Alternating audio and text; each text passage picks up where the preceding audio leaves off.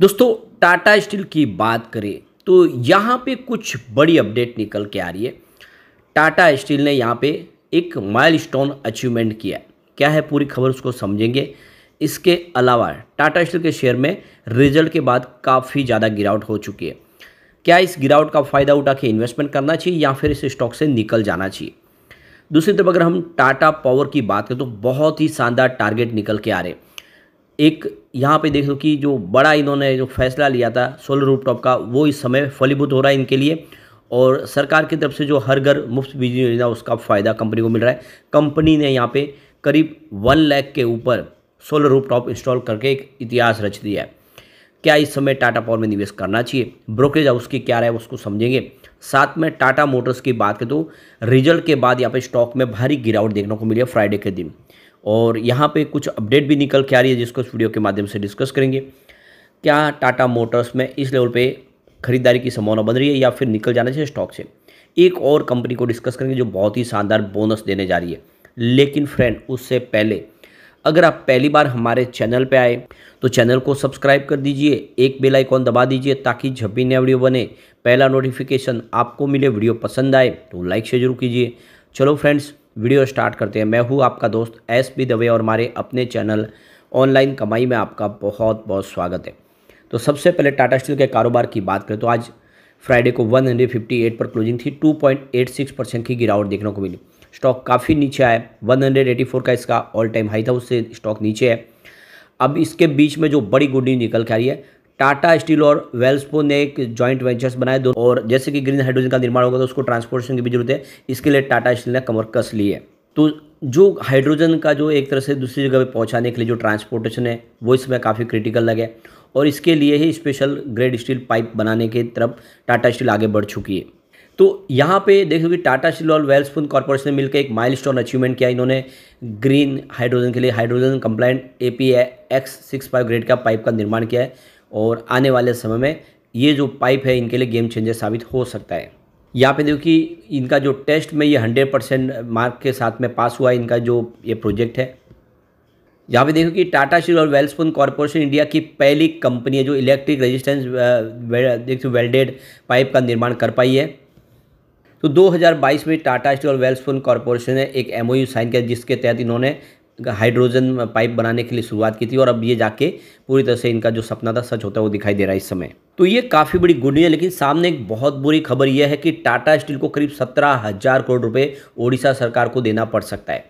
तो यहाँ पे देख सकते हो कि टाटा स्टील मिनरल के टैक्स पे जो सरकार की तरफ से जो एक सुप्रीम कोर्ट का जो फैसला है वो इनके लिए भारी पड़ सकता है।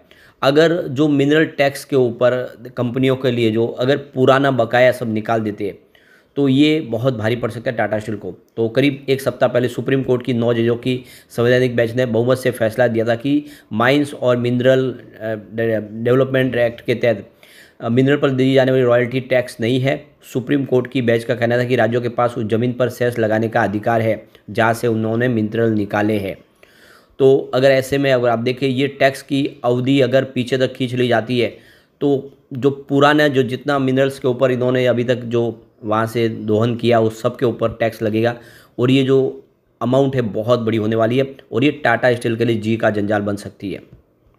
तो पूर्वी राज्यों में टाटा स्टील के पास करीब 10 माइंस है। दूसरी तरफ अगर आप कहें तो टाटा स्टील ने अपने UK के जो ब्लास्ट फर्नेस प्लांट से 1700 एम्प्लॉयज़ को अब नौकरी से उनको निकाल दिया है। क्योंकि ये देखो ज़रूरी था, क्योंकि उनके ब्लास्ट फर्नेस बंद कर दिए गए। तो ऐसे में जो एम्प्लॉयज़ है अब उनका काम नहीं बचा है। तो काफ़ी समय तक देखें तो अलग अलग जो वहाँ की जो एसोसिएशन है और जो ट्रेड यूनियन है उनके साथ में बातचीत करने के बाद में फाइनल ये फैसला हुआ है। और यहाँ पे 17 एम्प्लॉयज़ को उन्होंने कंपनी से कम कर दिया है। इससे आने वाले समय कंपनी का जो लॉस मेकिंग का बिजनेस है वो प्रॉफिट में आ सकता है, क्योंकि कंपनी अब वहाँ पे ग्रीन स्टील का निर्माण कार्य आगे करेगी शुरू। अब चलते हैं टाटा पावर की तरफ। 460 पर क्लोजिंग थी। 0.95% की गिरावट देखने को मिली। अब यहाँ पे टाटा पावर ने देख सकते हो एक बड़ा अचीवमेंट किया है। प्रवीर सिन्हा की तरफ से जो बयान निकल कर आया, टाटा स्टील ने करीब 1 लाख रूफटॉप सोलर प्लांट अभी तक लगा दिया, पावर प्लांट। और इसमें से 33,000 इन्होंने अकेले केरला में लगाए। तो प्रवीर सिन्हा का कहना है कि हर घर मुफ्त बिजली योजना का बेनिफिट मिलने की वजह से तेज़ी से उन्होंने अपने कारोबार को बढ़ाया। और उनका जो टोटल कनेक्शन है उन्होंने जो लगाए 1 लाख के ऊपर पहुंच गए। उसमें से 1/3 उनका अकेला केरला से आया। केरला में ही उन्होंने करीब 33,000 सोलर रूफटॉप लगा दिए।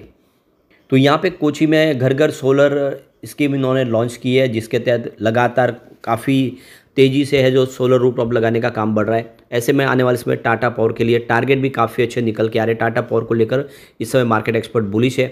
तो यहाँ पे देखिए कुणाल कामले जो टेक्निकल रिसर्च एनालिस्ट है बोनांजा पोर्टफोलियो के, उन्होंने टाटा स्टील में खरीदारी की सलाह दिया। 464 के आसपास खरीदारी करें, 441 का स्टॉप लॉस लगा ले, आपको 510 का टारगेट देखने को मिल सकता है, यानी बहुत जल्द स्टॉक 500 को पार कर सकता है। इसके अलावा एक्सिस डायरेक्ट ने 4 स्टॉक में खरीदारी की सलाह दी है, जिसमें टाटा पावर शामिल है। और यहाँ पे देख सकते हो कि टाटा पावर के लिए इन्होंने जो टारगेट सेट किया 520 का टारगेट है। 457 के आसपास आपको स्टॉप लॉस लगा के इसमें खरीदारी करनी है। 462 से 467 के आसपास 520 का टारगेट देखने को मिल सकता है। तो काफ़ी ज़बरदस्त ब्रोकेज हाउस बुलिश है और इसका मजबूत पोर्टफोलियो चाहे ग्रीन एनर्जी का हो या फिर परंपरागत ऊर्जा का हो, टाटा पावर काफ़ी तेज़ी से अपने कारोबार को आगे बढ़ा रहे। ऐसे में हमें टाटा पावर में निवेश करना चाहिए। चलते हैं टाटा मोटर्स की तरफ। 1095 पर क्लोजिंग थी, 4.32% की भारी गिरावट देखने को मिली। रिजल्ट के बाद यहाँ पे वीकनेस जारी है। इस बार देखें तो रिवेन्यू गिरा है कंपनी का। जून 2023 में 1,03,597 करोड़ के आसपास था। जून 2024 में 1,09,623 करोड़ के आसपास आए। तो पिछले 3-4 क्वार्टर से लगातार रिवेन्यू बढ़ रहा था। इस बार रिवेन्यू ज़बरदस्त गिर गया है और ये आशा के अनुरूप नहीं है। इसके अलावा प्रॉफिट भी कम हुआ है मार्च के मुकाबले। जून 2023 में 3,301 करोड़ का टोटल प्रॉफिट था और ये मार्च में बढ़ के 17,529 करोड़ तक पहुंच गया था, ज़बरदस्त। लेकिन इस बार प्रॉफिट गिर के 5,692 करोड़ के आसपास आ गया। बेसिस पे प्रॉफिट अच्छा है, लेकिन क्वार्टर ऑन क्वार्टर बेसिस पे प्रॉफिट में काफ़ी ज़बरदस्त कमी आई और इसने एक माहौल थोड़ा सा निगेटिव कर दिया है।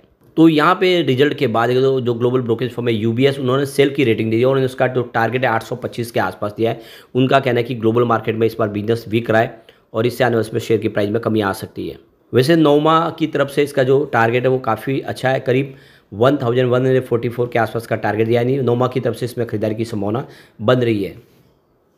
यहाँ पे जेपी मॉर्गन की बात करूँ, उन्होंने 1250 का टारगेट दिया है। सीएलएसए की तरफ से 1181 का टारगेट है और जेफरीज ने 1330 का टारगेट दिया है। तो सभी जो ग्लोबल ब्रोकेज हाउस है वो इस समय बुलिश है और ऐसे में हम कह सकते हैं कि यहाँ पे चिंता की बात नहीं, स्टॉक आने वाले समय बेहतर प्रदर्शन कर सकता है। सिर्फ एक ब्रोकेज हाउस के कहने से कुछ नहीं होता, बाकी मेजोरिटी जो ब्रोकेज हाउस है वो अभी भी 1200-1300 के टारगेट दे रहे हैं। ऐसे में आने वाले समय टाटा मोटर्स में फिर एक शानदार तेजी बनेगी और काफ़ी सालों के बाद कंपनी बड़े टेंशन से बाहर निकली है, भारी लॉस से बाहर निकली है। आने वाले समय टाटा मोटर्स में संभावना पॉजिटिव है क्योंकि इलेक्ट्रिक व्हीकल का मार्केट शेयर इनका लगातार बढ़ रहा है। अब चलते हैं उस स्टॉक की तरफ जो हमें बोनस देने जा रहे हैं। तो बात कर रहे हैं हम मिल्क फूड लिमिटेड की। 704 पर क्लोजिंग थी, 0.5% की गिरावट देखने को मिली। यहाँ पे कंपनी 1/1 के रेशो में बोनस देने जा रही है और इसकी रिकॉर्ड डेट है 13/8/2024 और एक्स बोनस डेट भी 13/8/2024 है। तो 13 तारीख के पहले अगर आपके डीमेट अकाउंट में शेयर होंगे तो इस बोनस का आपको फ़ायदा मिल सकता है, तो आप दाव लगा सकते हैं।